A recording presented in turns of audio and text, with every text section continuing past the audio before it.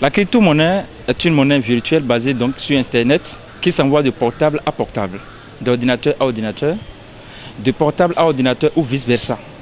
Mais tout ceci en toute sécurité, en toute liberté et en toute transparence. Avec cette monnaie, on ne peut jamais plus parler du racisme monétaire dans lequel le monde a végété, notamment les pays qu'on appelle les pays du tiers-monde. Aucun pays n'est du tiers-monde.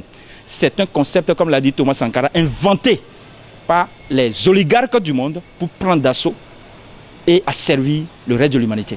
À la manière de Thomas Sankara, je dis ceci. L'Afrique appartient aux Africains.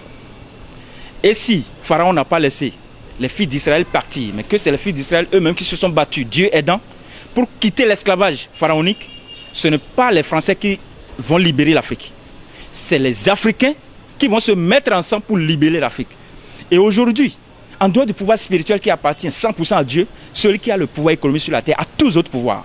Voilà pourquoi j'appelle tous les Africains, tous les Afro-descendants à s'intéresser à l'arme qui permet de renverser aujourd'hui la France-Afrique et la mafia-Afrique, qu'on appelle la crypto-monnaie.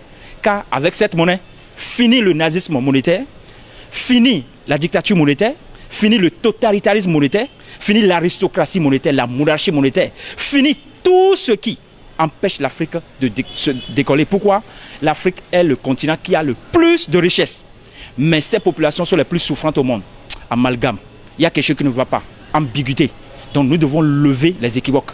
Et aujourd'hui, pour lever les équivoques, on n'a pas besoin des agrégés. On n'a pas besoin des doctorants ou des docteurs. Non. L'Afrique n'a pas besoin des salariés. L'Afrique a besoin des investisseurs et des propriétaires de systèmes.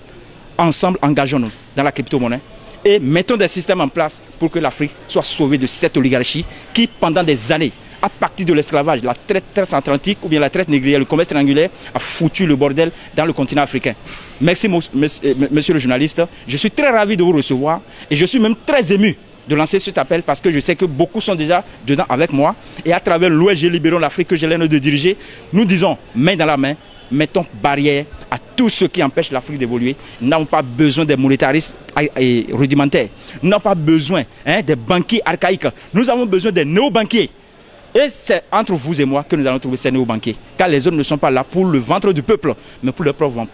Le ventre de l'Afrique, vous et moi, nous allons le construire. Si les Africains comprenaient, alphabète ou non-alphabète, que la crypto-monnaie est venue pour mettre fin au racisme monétaire, la tendance 1 euro égale 655 francs CFA, qui permet à la France-Afrique et la mafia-Afrique de piller les ressources de l'Afrique à travers l'élite africaine. Fils et filles, sœurs, confrères et consoeurs des Africains, ok? Je dis bien, nous allons être sauvés de la domination étrangère du point de vue économique tout de moins.